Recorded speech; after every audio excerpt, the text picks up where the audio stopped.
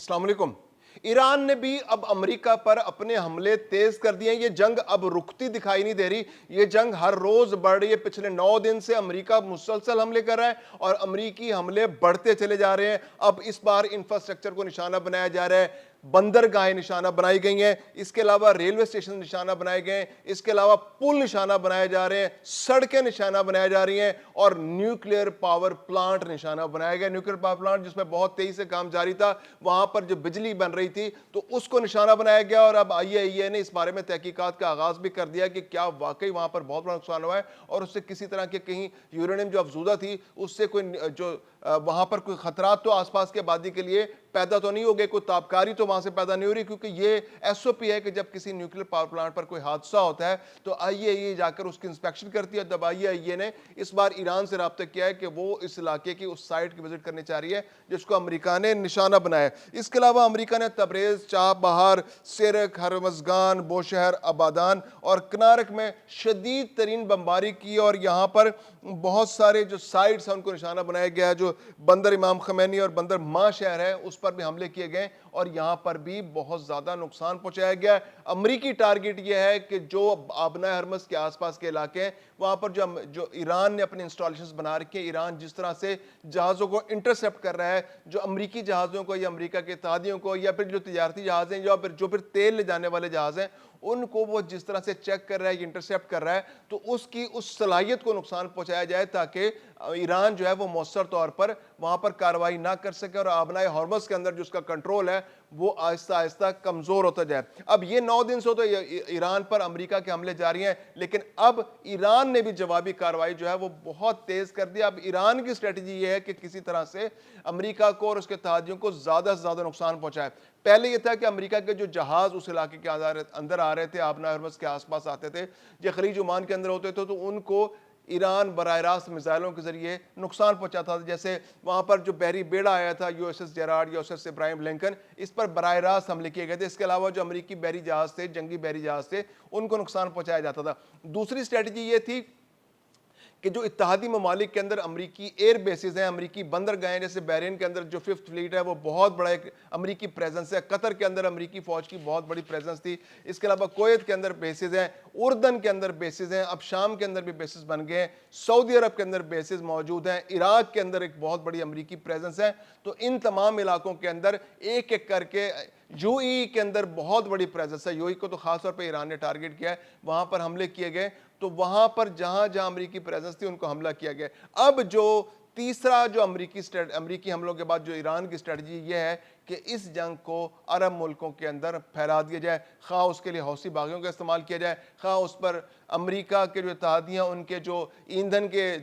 जो उनके ज़खायर हैं उनको निशाना बनाया जाए। तो ये अब ईरान की जानिब से ऐलान किया गया और इस जानिब बहुत तेज़ी से कदम बढ़ रहा है। अब जो ज़्यादा टारगेट हो रहा है, जो कतर, बहरीन, सऊदी अरब, तो सऊदी अरब तो इतना ज़्यादा नहीं, इराक और कुवैत, ये तो पहले बहुत ज़्यादा टारगेट हो रहे थे, लेकिन अब जो नया टारगेट जो मिले हैं वो 2 ममालिक हैं, शाम और उर्दन। और उर्दन के अंदर हमले बहुत ज़्यादा हो रहे हैं। जो उर्दन के अंदर जो अमरीकी प्रेजेंस थी, जो अरजक का वहाँ पर जो एयर बेस है अमरीकी, तो अजरक के अंदर वहाँ पर शदीद तरीन हमला हुआ है और ईरान ने दावा किया है कि उन्होंने दर्जनों अमरीकी फौजियों को हलाक कर दिया। इसकी तस्दीक नहीं हो सकी, हम मुसद्दिक़ ज़राए से हम ये नहीं कह सकते कि उनके ये दावा दुरुस्त है, लेकिन ईरान ने यह कहा है कि वहाँ पर जो 20 हैंगर से मुख्तलिफ जहाज़ों के, जो अमेरिका के जहाज़ वहाँ मौजूद थे, जो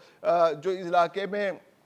सर्विलेंस के लिए इस्तेमाल होते थे, उनके हैंगर्स, जो 20 हैंगर्स हैं इनके अंदर अमरीकी जहाज मौजूद थे, उन तमाम 20 हैंगर्स को निशाना बनाया गया है और वहाँ पर अमरीकी फौजी भी मौजूद थे। क्योंकि अब कतर के अंदर, बहरीन के अंदर, कुवैत के अंदर तो बहुत ज़्यादा हमले हो रहे थे, तो यहाँ से अमेरिका ने अपने फौजियों को निकाल लिया था और महफूज जो अड्डे थे वहाँ पहुँचा दिया गया था। बहुत सारे फौजियों को तो इसराइल पहुँचा दिया गया था और ज़्यादा प्रेजेंस जो है उर्दन और शाम की तरफ मूव कर दी गई थी ताकि ईरान जो है उनको आसानी से टारगेट ना कर सके। लेकिन अब ईरान ने जो अपने आदाफ चेंज किए हैं और अब उर्दन के अंदर वो इस जंग को ले गया है। उर्दन की जो बंदरगाहें हैं, जो इसराइल के साथ उसकी मिली हुई एक बंदरगाह है, वहां पर भी हमला किया गया गुज़श्ता रोज। और अब अजरक जो उनका एक एयर बेस है अमेरिका का, जहां के अमेरिका की बहुत ज्यादा प्रेजेंस है, वहां पर उसको टारगेट किया गया और उसमें उनका कहना है کہ بہت زیادہ امریکی فوجی درجنوں جس کے بارے میں ایران کا کہنا ہے کہ وہ ہلاک ہو چکے ہیں۔ اردن کے عقبہ ایئرپورٹ پر بھی امریکہ کے 17 ٹرانسپورٹ طیارے اور P-8 کمانڈ اینڈ کنٹرول طیارے کو نشانہ بنایا گیا اور اس کو کہا گیا ہے کہ ان کو شدید ترین نقصان پہنچا ہے اور وہاں پر امریکی فوجی بھی اس کا شکار ہوئے ہیں۔ ان کی ہلاکت یا زخمی ہونے کی تصدیق نہیں کی جا سکتی کیونکہ مصدقہ ذرائع سے اس بارے میں اطلاعات نہیں ملی ہیں۔ اس کے علاوہ جو آپریشن نصر 2 کی 21ویں لہر ہے اس کے تحت شام کا جو علاقہ ہے الطنف، وہاں پر بھی امریکی دشمن کے جو کمانڈ سینٹر پر حملے کا دعویٰ کیا گیا ہے۔ اس کے علاوہ جو کویت میں پاسداران انقلاب کا کہنا ہے کہ انہوں نے السالم ایئر بیس ہے امریکہ کا، اس کو نشانہ بنایا اور وہاں پر بہت زیادہ نقصان ہوا ہے اور وہاں پر امریکی جو جہاز کھڑے تھے، یہ جو سرویلنس طیارے کھڑے تھے یا ڈرونز تھے، ان کو بھی شدید ترین نقصان پہنچا ہے۔ تو امریکہ کے جو پریزنس ہے، امریکہ کے جو اتحادی ہیں، ان کو شدید ترین نقصان کا سامنا کرنا پڑ رہا ہے اور ایران جو ہے وہ کسی صورت میں پیچھے ہٹنے کو تیار نہیں۔ ایران تو اب ایران کا یہ موقف سامنے آ رہا ہے، MOU تو جو ان کے مذاکرات جو امریکہ سے جاری تھے وہ تو اس سے پہلے وہ پیچھے ہٹ چکے تھے، تو اب انہوں نے کہا کہ ہم اس وقت تک یہ جنگ جاری رکھیں گے جب تک ہمیں اس جنگ کے اندر امریکہ پر بالادستی حاصل نہیں ہو جاتی۔ جب امریکہ خود گھٹنے ٹیکنے پر مجبور ہوگا تو جب اس وقت اس جنگ کو روکا جائے گا۔ دوسری جانب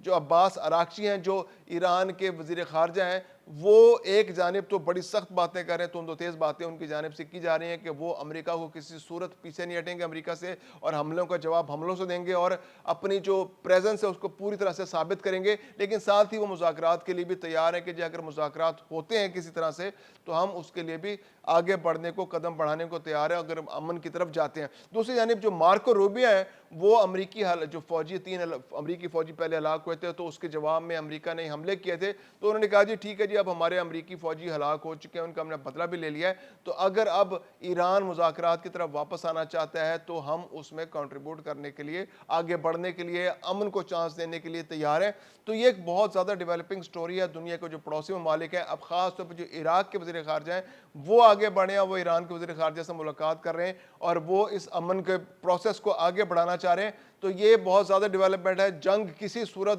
رکتی دکھائی نہیں دے رہی۔ اب نئے ہرمز کے اندر امریکہ جو ہے مسلسل ایسی ایکٹیویٹیز کر رہا ہے کہ جس سے ایران کے جو ریڈار سسٹم ہے، جو ایران کے ایئر ڈیفنس سسٹم ہے، یا ایران کے میزائل ٹیکنالوجی ہے، یا ایران کے جو میزائل لانچرز ہیں، ان کو غیر مؤثر بنایا جائے، ان کے جو آبدوزیں ہیں ان کو غیر مؤثر بنایا جائے، ان کے جو بحری جہاز اس علاقے کے اندر موجود ہیں ان کو غیر مؤثر بنایا جائے، ان کا جو کمانڈ اینڈ کنٹرول سسٹم ہے اس کو غیر مؤثر بنایا جائے، تاکہ وہاں سے جو تجارتی جہاز گزر رہے ہیں، جو وہاں سے بحری جہاز گزر رہے ہیں، جو وہاں سے آئل ٹینکرز گزر رہے ہیں، جو وہاں سے سپر ٹینکر گزر رہے ہیں، یا جہاں پر بحری جنگی جہاز گزر رہے ہیں، ان کو ایران جو ہے وہ نشانہ نہ بنا سکے۔ اب ایران جو ہے اس جو حالیہ لہر ہے پچھلے 9 دنوں کے دوران، اس میں خاص طور پر امریکہ کی جانب سے ایران کے انفراسٹرکچر کو، اس کے بندرگاہوں کو، اس کے اسٹیشنز کو، اس کے پلوں کو، اس کے جو دفاتر ہیں، اس کے مراکز کو اب نشانہ بنایا جا رہا ہے اور اب ایران کے لیے چوائس نہیں ہے اس وقت کہ اب وہ مذاکرات آگے بڑھائے یا جنگ، کیونکہ اب جنگ مسلط ہو چکی ہے۔ اب ایران نے خود اس جنگ کو آگے بڑھانے کا انتخاب کیا ہے، تو اب ایران کو اس جنگ کو آگے بڑھانا پڑے گا، اللہ اس کے کوئی بہت جو اتحادی ہیں جو پہلے مذاکرات کے لیے آگے بڑھتے رہے اور سب کو مجبور کرتے رہے کہ ہم مذاکرات کریں، کیونکہ قطر بہت کوشش کرتا رہا۔ اس بار ایران نے قطر کو ٹارگٹ کیا